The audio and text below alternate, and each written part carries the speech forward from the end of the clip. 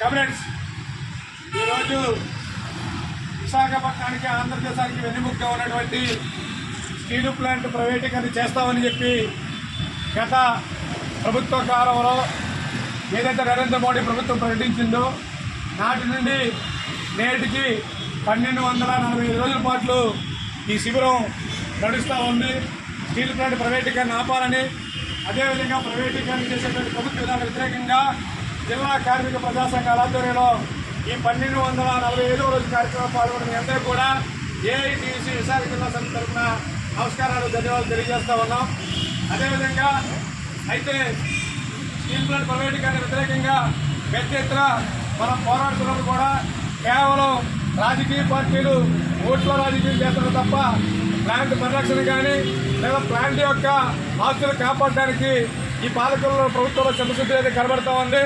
మొన్న ఈ మధ్యకాలంలో మన పత్రికలో చూస్తే అధికార పార్టీలో ఉన్నటువంటి తెలుగుదేశం పార్టీ ఈ ప్రైవేటీకరణ వ్యతిరేకిస్తాం, మేము ఆపుతామని చెప్తున్నారు. మరోపక్క ఇటీవల బీజేపీ మాజీ ఎంపీ ఉన్నటువంటి జీవీఎల్ గారు దీన్ని ప్రైవేటీకరణ ఆపలేము, జైల్లో విలీనం చేయలేమని చెప్తున్నారంటే ఈ యొక్క ప్రజల్ని అయోమయాన్ని గురి చేస్తున్న పరిస్థితి ఉంది. ఇప్పటికైనా కేంద్రంలో ఉన్నటువంటి నరేంద్ర మోడీ ప్రభుత్వం, ఈ రాష్ట్రంలో తెలుగుదేశం పార్టీ ప్రభుత్వం కుటుంబీగా ఉన్నారు కాబట్టి మీ కుటుంబంలో ప్రభుత్వం వెంటనే స్పందించి స్టీల్ ప్లాంట్ ప్రైవేటీకరణ వ్యతిరేకంగా ఉంటూ ప్రకటన చేస్తూ అదేవిధంగా సొంత గనుల్ని కేటాయించాలని చెప్పి మనం డిమాండ్ చేస్తూ ఉన్నాం. ఇంత నష్టాలు కావాలని చెప్పి కేంద్రంలో ప్రభుత్వం అంబానీ, ఆదానీ, వేదాంత వంటి సంస్థలకు అప్పచెప్పడం కోసమే తీవ్రమైన నష్టాలు చూపిస్తూ ఉన్నారు.